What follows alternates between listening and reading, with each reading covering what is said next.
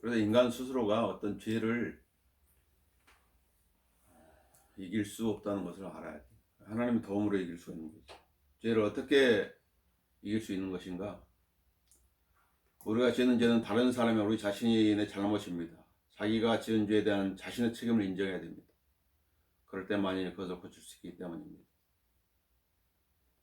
그래서 인간이 구원받는 것도 자기가 죄인이라는 사실을 모르면 구원을 받을 수 없고, 또 인간이 하나님 앞에서 죄를 자백하지 않으면 역시 그것도 마찬가지로 죄를 이길 수 없는 거죠. 잠언 28장 13절에 이렇게 말하지요. 자기 죄들을 숨긴 자는 번성하지 못할 것이나 죄들을 자백하고 버린 자는 누구나 자비를 얻으리라. 버리는, 자백하고 버리는 자. 다윗도, 하나님의 사람인 다윗도 육신의 정욕 때문에 죄를 지었는데, 그는 잠깐 즐기려고 그랬지만은 한번 발을 죄에 담그니까 더 깊은 수렁으로 들어가가지고 나중에는 계획적인 살인자가 돼요. 하나님께 나단 선지자를 보낼 때까지도 그냥 가만히 있는 거예요. 끔찍한 죄를 지어놓고. 그러니까 다윗의 편에서는 자기가 완벽하게 뒤처리를 다 했다고 생각한 거이지. 아무도 모를 것이야. 그러나 하나님께서 알고 계셨던 거예요. 하나님뿐만 아니라 같이 공모했던 요압도 알고 있었던 것이지. 나단 선지자를 통해 가지고 책망을 할 때 그때서야 자기가 죄를 지었다고 고백한 것이지. 그래서 그가 시편 51편에서 고백한 것은 주만을 거역한 내가 죄를 지었으며 주의 목전에 이 악한 행실을 행하였으니 라고 고백한 거지. 우리 눈에만 하나님 안 보일 뿐이지 하나님 눈에는 모든 인간들의 죄상들이 다 보이는 거예요. 그래서 하나님의 눈을 두려워하라. 하나님의 눈을 항상 의식하며 살라는 거죠. 그 다음에 죄된 생각, 우리의 생각을 지배하지 않도록 해야 됩니다. 죄라고 하는 것은 또 먼저 생각이 들어오는 거거든. 어떤 생각. 그래서 그 생각을 사로잡을 때 이제 계획을 세우게 되고 실행하게 되는 것이. 그래서 고린도서 10장 5절에는 모든 생각을 사로잡아 그리스도께 복종케 하라. 주님, 나의 이 생각도 주님께 복종시킵니다. 이 생각도 주님께 복종시킵니다. 주님께 절해 주십시오. 성경을 안다고 하는 것은 그것을 실생에 써먹는 것이 사실은. 그 말씀을 가지고. 내가 생각하지 않은 생각이 탁 떠오른단 말이에요. 사람들은 이제 그 생각을 잠깐 생각하는 거예요. 그 생각 왔으니까. 그리스도인이라고 하는 거예요. 그 생각이 성경과 다른데 떨쳐내는 거예요. 주님 이 생각을 제거해 주십시오. 주님의 볼로 씻어 주십시오. 그것이 그리스도인과 이 세상 사람이 다른 점이에요. 죄라고 하는 한 길로 갔다가 7길 도망가는 거예요. 금방 없어지는 거예요. 신기할 정도로. 그러니까 우리는 보이지 않지만 이 전파들이 많이 우리 주위에 떠돌아다니죠. 그러나 이 휴대폰이라는 이 전자기기를 안 켜면은 나한테 전혀 영향을 미치지 않는 거예요. 켜면은 영향을 미치는 거예요. 그거하고 똑같아요, 죄도. 노아 시대의 홍수전의 상황은 어땠을까요? 창세기 6장을 한번 봐보세요. 창세기 6장을.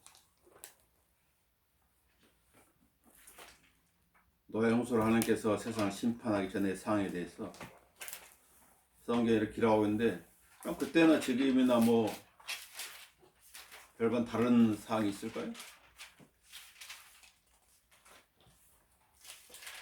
창세기 6장 5절을 볼게요. 하나님께 왜 홍수로 세상을 심판하셔야 했는지 그 이유가 거기 나와 있어요. 6장 5절에. 하나님께서 사람의 사악함이 세상의 창대진과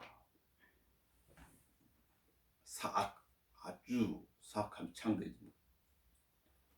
그 마음의 생각에 모든 상상이 계속해서 악할 뿐임을 보시고, 계속해서 악하다고 말해요. 사람들이 한 생각들이 선한 생각이 없는 거예요. 그래서 하나님께서 땅의 사람 지정을 후회하셨다고 그랬죠. 돌이켰다고 말이죠. 그래서 심판하신 거예요. 너와 그의 가족 외에는. 또 창세기 8장 21절도 보는데 홍수로 인간을 심판한 다음에 하나님께서 또 뭘 하셨나? 창세기 8장 21절에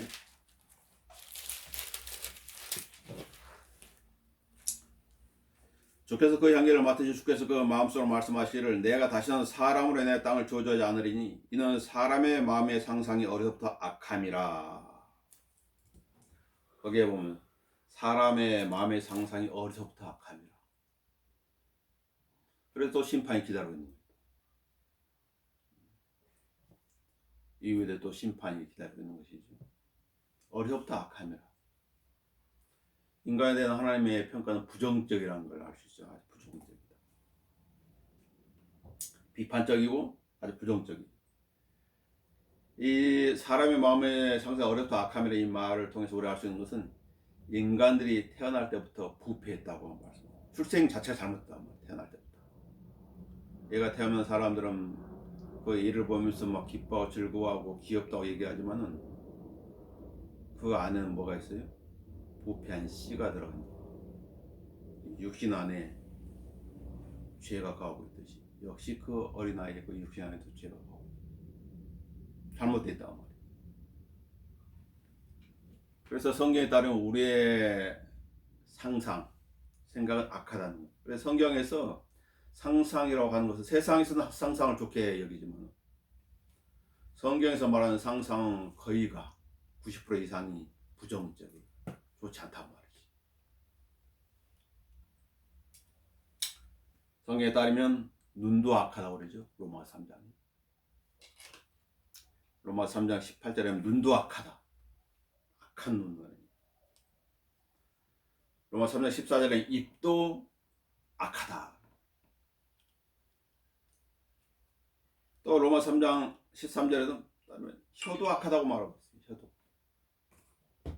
마음도 악하고 기도 악하고 생각도 악하고 손도 잘못되어 있고 발도 잘못되어 있고 그들의 가는 길들도 잘못되어 있다. 그렇게 말씀하고 있죠. 로마 3장을 봐보세요. 과연 그런지. 이게 어떤 인간의 말인지 하나님께서 하신 하나님의 말씀인지. 그래서 이 땅에 살고 있는 사람한테는 소망이 없는 거예요. 그 소망은 외부로부터 오게 된 것이죠. 자, 3장 10절에 보면은 결론이지요. 의인은 없나니 없도다. 한 사람도 없도다. 하나님의 의에 미치는 사람은 한 사람도 없는 거죠. 깨닫는 자도 없고 하나님을 찾는 자도 없도다. 실질적으로 그래요. 사람들이 하나님을 찾다고 그러지만 정말 하나님 먼저 인간을 찾아온 것이 하나님. 모두가 탈선하게 무익하게 되었으며 선을 행한 자가 없으면 없도다. 한 사람도 없다. 그들의 목구멍이 열린 무덤이요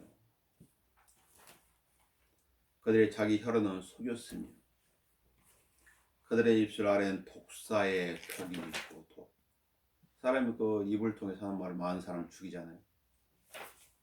많은 사람을 죽이는 저주도 하고.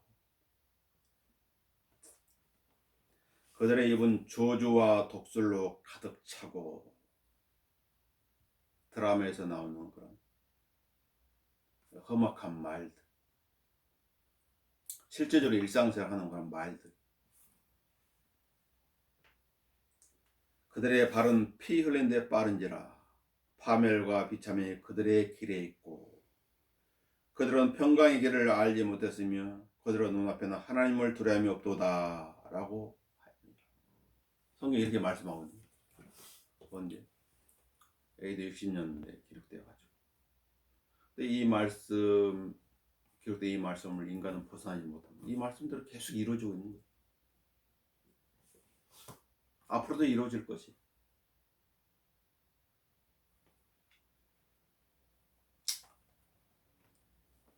그 다음에 그 죄를 이길 수 있는 방법, 육신을 계획하지 않는 것이죠. 육신한테는 틈을 주면은 육신은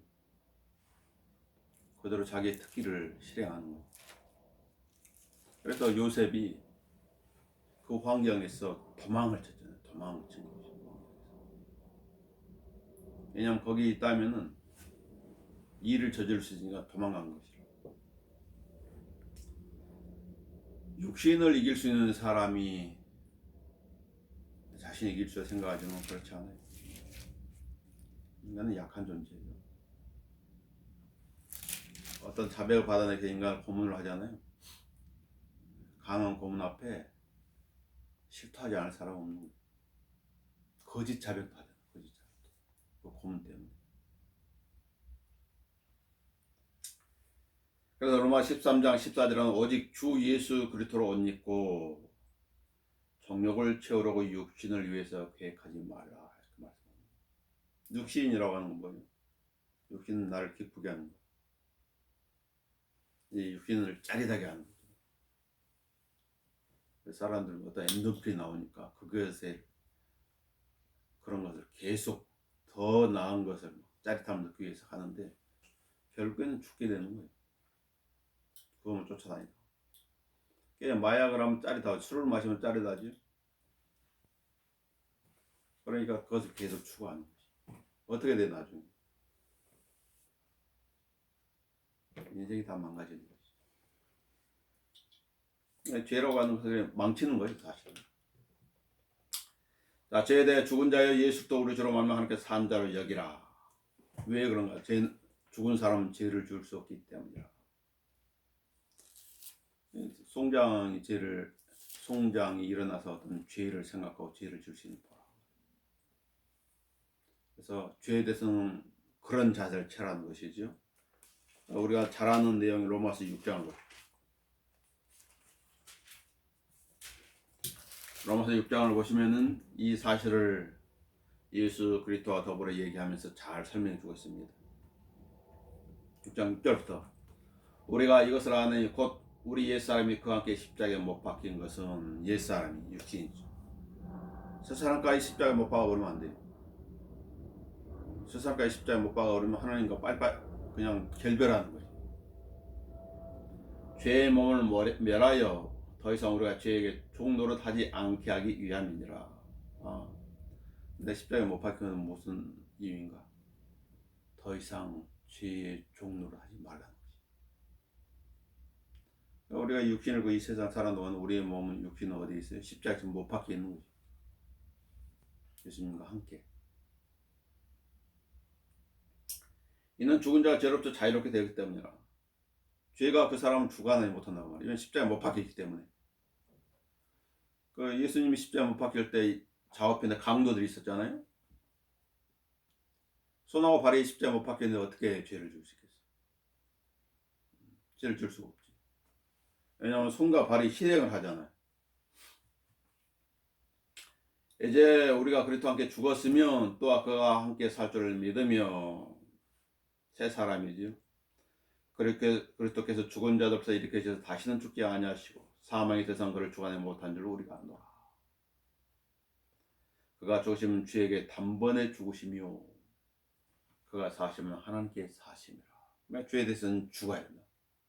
하나님께 대해서는 살아야 된다. 그래서 11절에 이와 같이 너희도 너희 자신을 정령 죄에게는 죽은 자요 예수로 우리 주로 말미암아 하나님께 산 자로 여기라. 이런 생각을 가지고 살아가는 거지 항상. 예수를 믿었을 때 나는 예수와 함께 죽었고 또 예수와 함께 살았다. 죄가 나를 주관하지 못한다.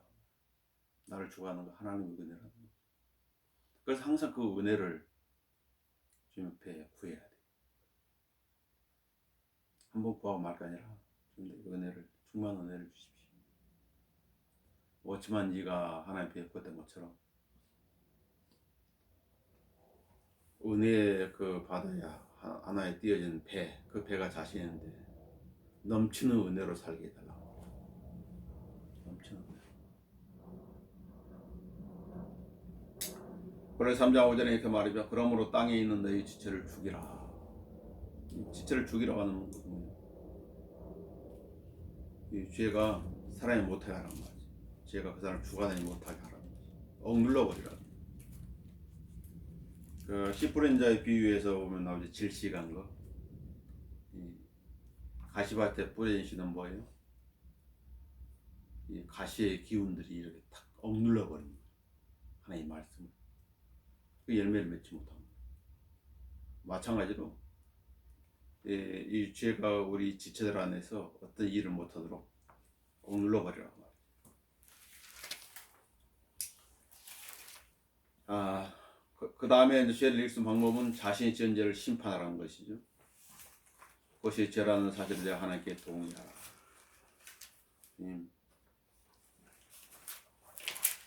제가 어리석은 짓을 했습니다. 용서해 주십시오. 하나님 앞에 자기가 지은 죄를 자기가 심판하는 것이죠. 만약 자기가 심판하게 되면 누가 심판한다고요? 하나님께서 심판하시는 거예요. 그게 고린도서 11장 32절에 나와 있죠. 고린도서 11장을 보도록 합니다. 지금 우리는 죄를 어떻게 하면 이길 수 있는 것인가에 대해서 지금 성경적인 방법론을 지금 공부하고 있는 것이죠. 이렇게 하면 죄를 이길 수 있다는 것이에요. 고린도서 11장 거기 보시면은 30절부터 3절도 봅시다. 이 때문에 너희 가운데 많은 사람이 약하고 병들었으며 상당수가 잠들었느니라. 그러니까 뭐가 약해지고 어떤 몸이 병들고 어떤 사람 죽었단 말이에요. 이유가 무엇이었다고요? 30절. 만일 우리가 우리 자신을 판단한다면 판단받지 않으리라. 그런데 주님께서 판단하시니 어떤 사람이 약하고 어떤 사람은 병들고 어떤 사람은 죽었단 말이에요. 그러나 우리가 판단을 받는 것은 주께 징계를 받는 것이니 이 징계가 세 가지로 나왔단 말이에요. 여기에는 어떤 사람이 약해지고 어떤 사람이 병들었고 어떤 사람은 죽었다는 것이지. 그걸 잠들었느니라 이렇게 표현하고 있죠. 이는 우리로 세상과 함께 정죄받지 않게 하려 함이로다. 그래서 자신이 이 판단을 한다고 하는 것은 자기를 심판하는 것이에요. 심판. 두 사람이 성전으로 기도하러 갔는데 바리새인의 기도와 세례 기도 달랐지. 바리새인은 자랑하는 기도였고 세례 기도는 뭐예요? 하나님이여 죄인에게 자비를 베푸시옵소서. 자기를 죄인이라고 표현해요. 죄인.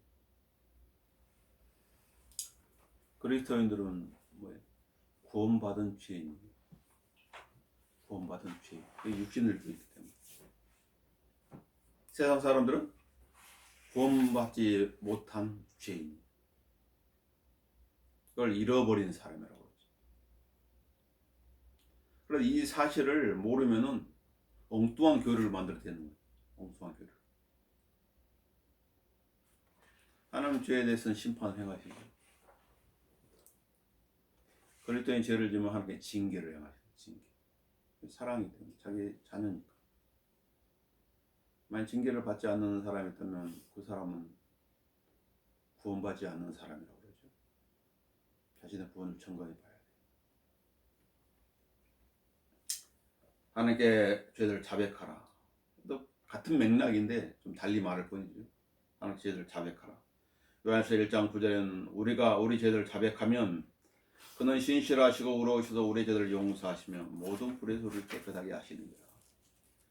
뭔가 잘못됐다면 즉시 무릎을 꿇는 게 제일 잘하는 것이에요. 근데 육신이라는 게 완악해져가지고 육신적이 되면 무릎을 꿇으려고 하지 않는 거예요. 인정하지 않으려고 그러고 변명으로요. 변명으로 이러고 하는 것이. 그게 죄인의 특성이에요. 그게 사실. 이게 어떤 사람이 구원받았다는 건 기적이에요. 사실은. 어떻게 완악한 파라오와 같은 마음을 가진 완악한 죄인이 구원을 받을 수 있는 것인가. 곰곰이 생각해보면 참 놀라운 일이에요, 사실. 사람들이 그런 부분에 대해 생각을 잘 안 할 뿐이에요. 그래서 자백하라. 그래서 죄들을 자백하고 버린 자는 자비를 입으리라. 그렇죠. 잠언 28장에서. 그 다음에 죄와 싸우기 위하여 하나님의 말씀을 마음에 간직하라. 굉장히 중요한 거죠.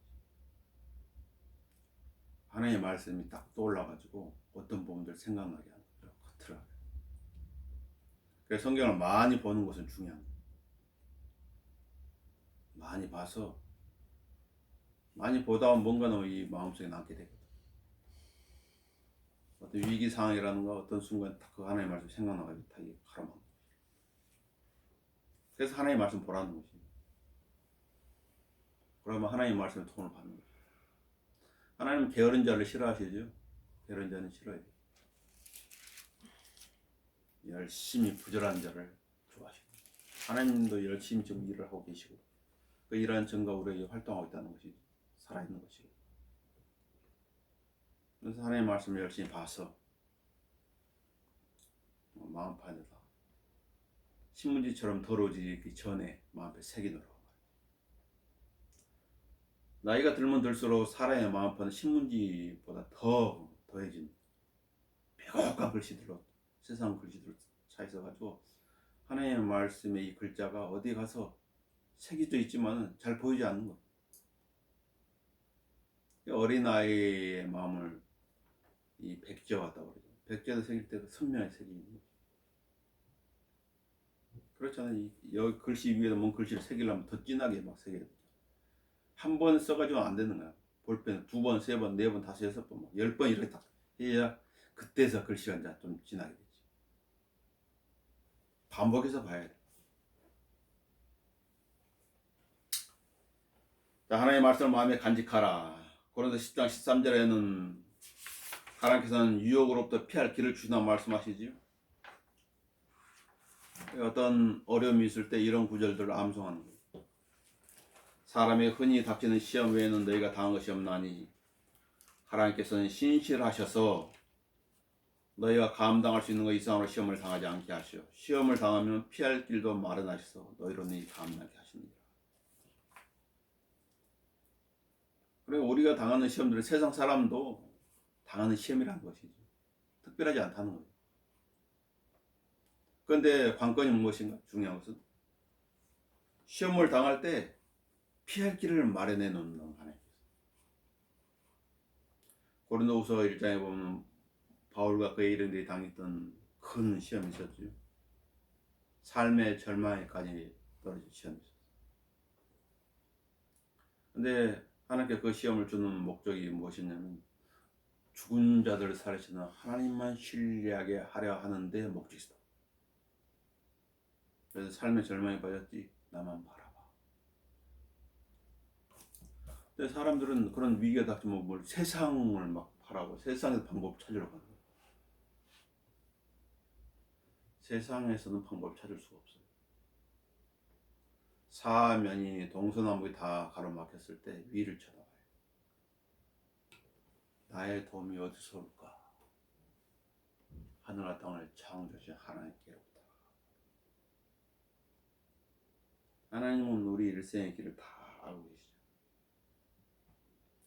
우리 인간의 삶의 어느 부분에서 위기가 닥칠지 다 알고 계시는데 아니 우리만 모를 뿐이에요. 그래서 하나님을 신뢰하는 거예요. 그래서 자기가 살아온 지난날도 회상해 보면 그때 위기가 있었구나. 어떻게 그 위기를 벗어났지? 주님의 은혜였네. 그런 얘기들 할 수가 있는 거죠. 앞으로 살아갈 때도 여러 가지 위기들이 기다리고 있습니다. 이 세상은 그렇잖아요. 뭐 코로나 하나만 봐도 인간이 아무리 잘 준비하고 계획을 세웠다 할때라도 코로나 전 세계적인 상황이 되어버리니까 어떻게 돼요? 재난이 되는 거예요. 재난. 우리나라뿐만 아니라 세계적으로 힘들다. 불가항력적으로. 이걸 통해서 뭘 배울까요? 누가복음 12장에 뭐 어리석은 부자처럼 땅에다 올인하는 사람들이 그런 허망한 마음, 인간의 뜻대로 안 된다는 것을 배울 수 있죠. 인간 뜻대로 안 되는 거죠. 모든 것은 하나님께서 영원제의 계획은 그 계획대로 가는 거예요. 그 계획 가운데 인간이 살아가고 있는 것이죠. 인간은 하나님 대적의 바벨탑 사건을 일으켰지만 어떻게 됐어요? 하나님께 딱 언어를 다 흩어버리지가 어떻게 돼요? 뿔뿔이 터지는 거예요. 말이 안 통하면은 가정에서도 그냥 이혼하고 그러는 거죠. 회사에서 말이 안 통하면은 일이 진행이 안 돼요. 하나님께는 방법이 다 있죠. 하나님께. 자, 그 다음에 10편 119편 9절에서부터 11절에 보면 중요한 하나님의 말씀이 있죠. 10편 119편을 봐보세요. 청년들은 주의해야 될 말씀인데 이 말씀을 마음에 새기고 살아가야 돼요. 역시 하나님의 말씀과 관련돼 있죠.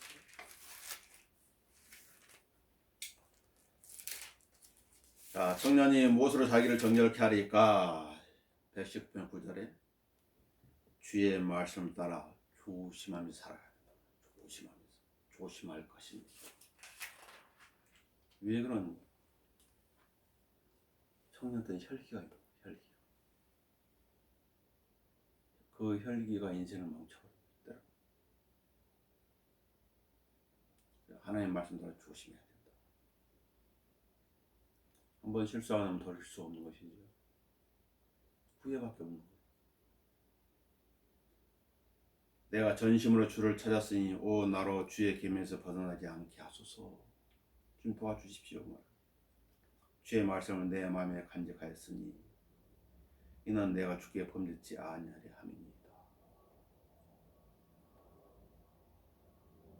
이삭의 고백과 야곱의 고백은 완전히 다르죠. 완전히 다릅니다. 야곱은 험악한 세월을 보냈다고 바로 앞에 그렇게 얘기합니다. 내 인생 연수가 130년을 지금까지 살았는데 앞으로 17년 더 살면 이제 죽는 것이죠. 147년 살았습니다.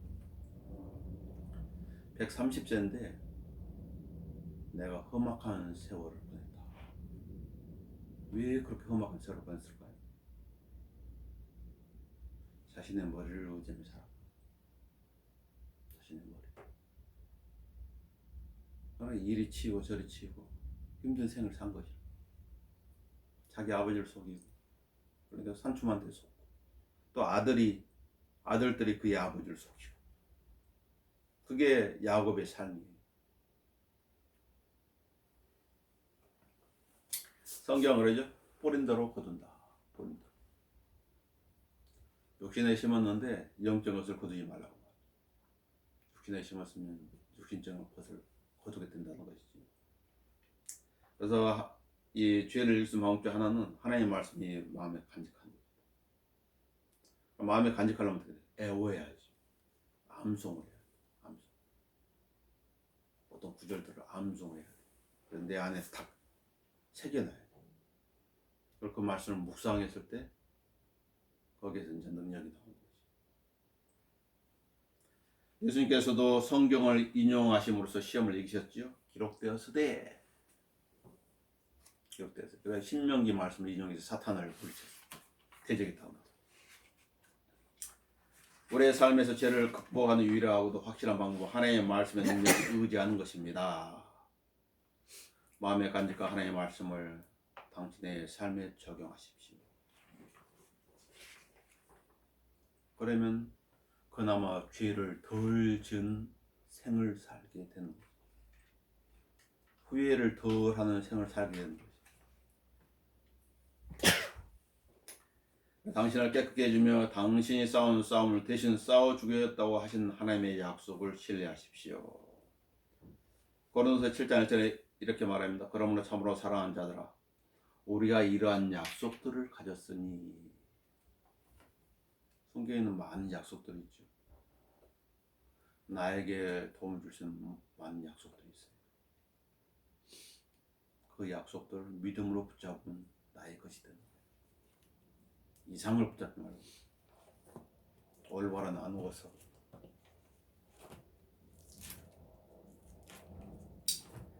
자, 빌립보 2장 13절은 이는 너희 안에서 역사하시는 분은 하나님이시기 때문이니 하나님께서 우리 안에 역사하시는 일을 행하신단 말이에요. 어떤 일을 행하실까요? 선한 일을, 위의 것을, 하나님이 기뻐하시는 것을 먼저 생각하고 행하도록 일을 행하시는 거죠. 골로새 1장 29절에 이를 위하여 나도 내 속에서 능력으로 역사하시는 그분의 역사를 따라 수고함이 있으노라. 바울도 그렇게 했죠. 하나님의 인도하시는 받아서 물어보는 거예요. 어떻게 될지. 그 다음 죄를 읽은 방법은 성령님의 능력 가운데 행하라.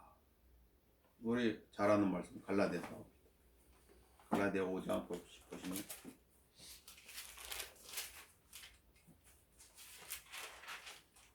이런 거 알았다 할지라도 실제적으로 적용하지 않는다면 아무런 의미가 없어요. 써먹어야지. 갈라디아 5장 16절은 이렇게 말하죠. 내가 이것을 말하는 성령 안에서 행하라. 그리하면 육신의 정욕을 이루지 아니하리라. 저를 성령으로 충만케 해주십시오. 저에게 지혜를 주십시오. 명철을 주십시오. 저에게 힘을 주십시오. 25절은 만일 우리 성령 안에서 산다면 또한 성령 안에서 행하자. 그래가지고 갈라디아서 5장 그 19절, 20절, 21절에 뭐냐? 육신의 일들이 나와있죠. 육신의 일들. 육신의 일들은 이러하니. 먼저 성적인 죄가 먼저 나오고 그 다음에 여러 가지 육신적인 일들이 나오죠. 20일 성령 열매가 나오죠. 성령을 따라서 할 때 이러한 열매가 맺힌다는 거죠.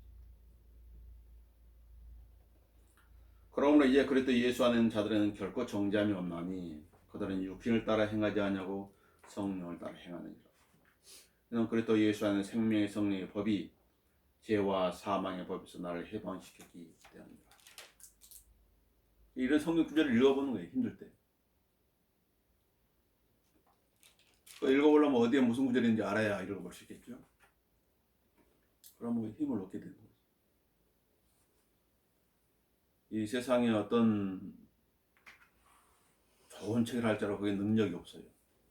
거기는 끄떡일 수 있지만 하나님의 말씀에는 뭐냐 능력이 있는 게 뭐냐면 하나님께서 그 말씀을 볼 때 역사하기 때문에 어떤 일을 행하시다. 하나님께서 자신의 말에 대해서는 책임을 지십니다. 인간의 쓴 그 기록들은 그 쓴 기록자가 저자가 어떤 책임을 지지 않아요. 단지 그냥 거기를 끄떡이고 말 뿐이에요. 자, 질문 봅시다. 죄 많은 세상에 미치는 엄청난 이양에서 어떻게 자신을 지킬 수 있는 것인가? 죄와 연관된 일에 연루되지 말라는 것이지. 물론 구원받지 못한 사람을 구량하기 위해서 그들과 어울려야 하지만 그들의 죄에는 연루되지 마십시오. 그렇지? 그 사람을 구량한다고 하면서 그 사람이 짓는 죄까지 같이 합쳐서 죄를 지을 필요는 없다고 말이죠. 목적은 무엇입니까? 세상 사람 만나는 목적. 그 사람이 영원한 생명이라는 선물을 전달해 주기 위해서. 그 목적이 될 자입니다. 너희가 이것을 알거니와 음행하는 자나 더러운 자나 욕심 많은 자 곧 우상 숭배자는 누구든지 하나님과 그리스도 왕에게 상속받을 것이 없느니라. 아무도 너희를 헛된 말들로 속이지 못하여라. 이나 이런 일 때문에 하나님의 진노가 불순종의 자녀들 위에 임하기 때문이라. 그러므로 너희는 그들에게 동참하는 자들이 되지 말라. 너희가 한때는 어둠이었으나 이제는 주 안에서 빛이니 빛의 자녀들로서 행하라. 에베소서 5장 5절서부터 8절에 있는 말씀이죠. 우리 이 세상에 사는 목적이 무엇입니까? 하나님께서 그리스도 이 세상에 남겨놓은 목적이 무엇인 것입니까? 빛을 비추라는 것.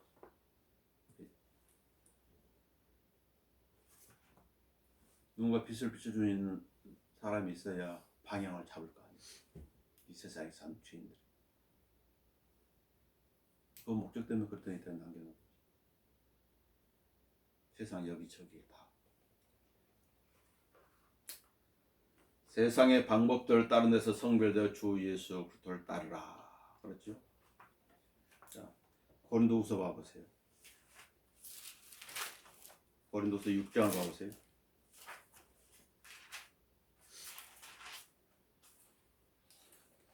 어떤 사람이 이 말씀을 따르지만 어떤 사람은 난 괜찮아요 한 사람도 있는 거죠.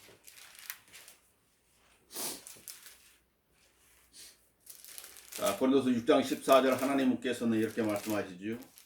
믿지 않는 자들과 멍에를 같이 매지 말라. 의가 불의와 어찌 관계를 맺으며 빛이 어두운 거 어찌 사귀었느냐. 빛과 어둠입니다. 그리스도는 빛을 소유한 사람이고 믿지 않는 사람들은 어두운 가운데 있는 사람이에요. 여기에 빛과 어둠이 공존할 수 없죠. 빛이 들어오면 어둠 물러가게 되어 있습니다. 그것을 통해서 말씀해 주는 거죠.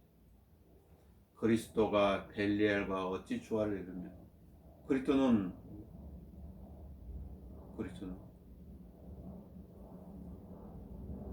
벨리알은 또 뭐지? 한 분은 가치 있는 분이지만 하나는 가치가 없는 분. 믿는 자가 믿지 않는 자와 어떤 부분을 같이 하겠느냐?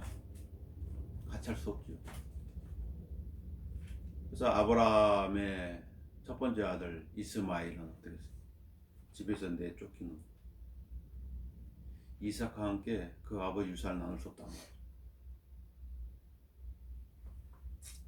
하나님의 성자와 우상들을 어찌 일치되겠느냐? 하나님 성자는 살아계신 하나님이 거하는 것이고 우상은 뭐예요? 생명력이 없는 아무런 일도 할 수 없는 게 우상이에요. 이는 내가 살아계신 하나님의 성전이라 하나님께서 말씀하시기를 내가 그들 가운데 살 것이며 그들 가운데 다닐 것이며 나는 그들의 하나님이 되고 그들은 나의 백성이 되리라. 그러면 주가 말하노라. 너희는 그들에게서 나와 따로 있고 뭐예요? 믿지 않는 사람, 우상 숭배하는 사람, 세상 사람, 더러운 것을 만지지 말라. 그러면 내가 너희를 영접할 것이며 또 나는 너에게 아버지가 되고 너희는 내 아들들과 딸들이 되리라. 전능하신 주가 말하노라고 하셨느니라. 성별이죠, 성별. 그래서 성별은 적극적인 행동이라는 사실을 잊지 말라. 세상으로부터 분리되는 것뿐만 아니라 복음을 위해서 성별되라는 것이죠. 바울도 그렇게 됐어요. 복음을 위해 성별된 사람입니다. 또 성별이라는 것은 이제 교회 안에서도 또 잘못된 그런 부분들을 가르쳐 오를 때 거기에 나오라고 말하죠. 성경적인 방법이 이게요. 로마서 16장 봐보세요. 어디에 구절에 나와 있는지 알고 있어요.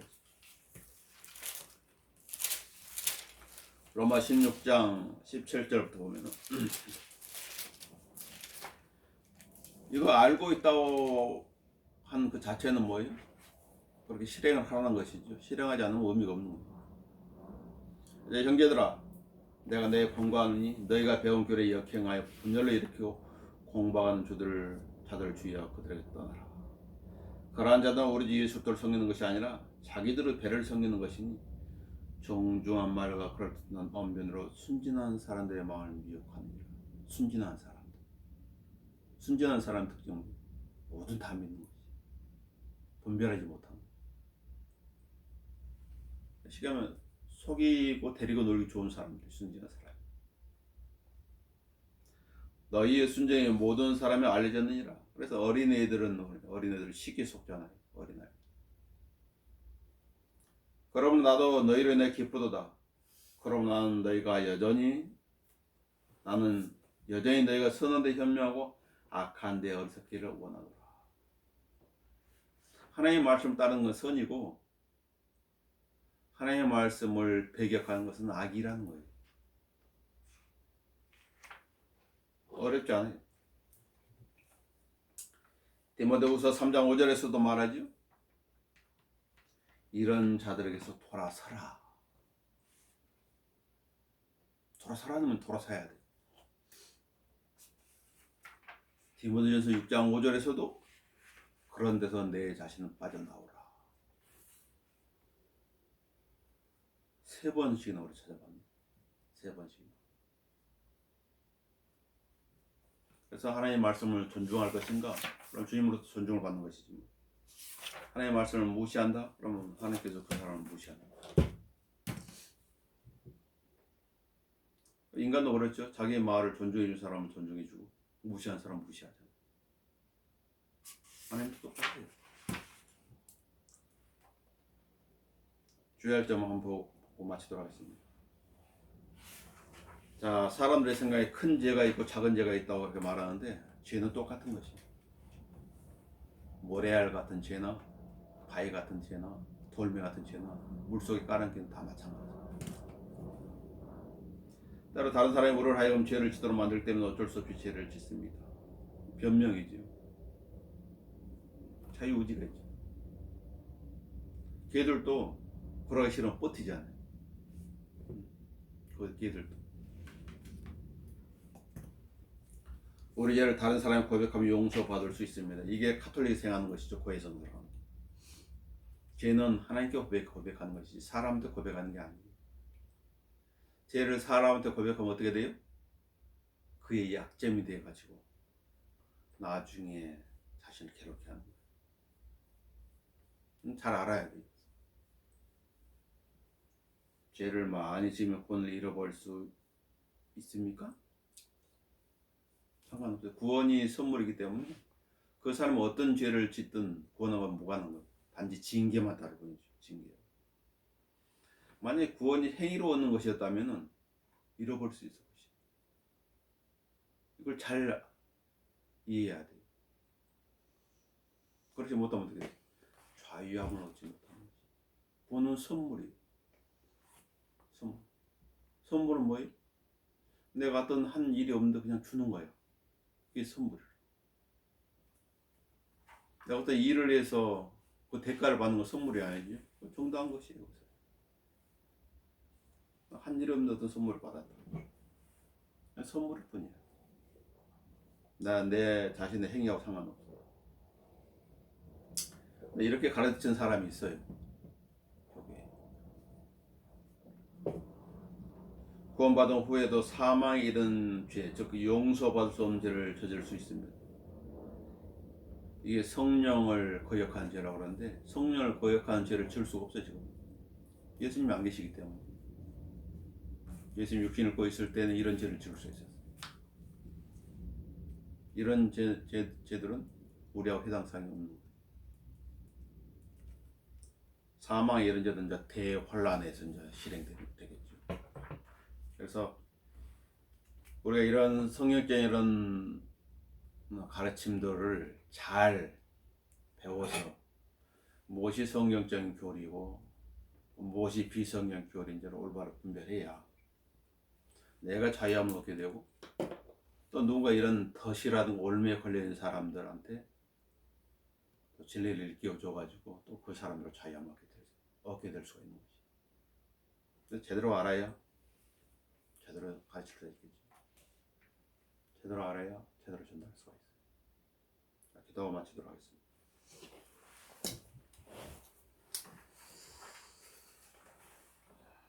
주님, 죄에 대해 살펴봤습니다. 죄에 대한 성경 구절을 살펴보고 죄를 이길 수 있는 구절들을 살펴봤습니다. 결론은 하나님의 말씀입니다. 마귀는 이걸 알기 때문에 우리의 눈에서, 우리의 귀에서, 우리의 손에서 하나님의 말씀을 빼앗기 위해서 다양한 방법들을 계획하고 고안해냅니다.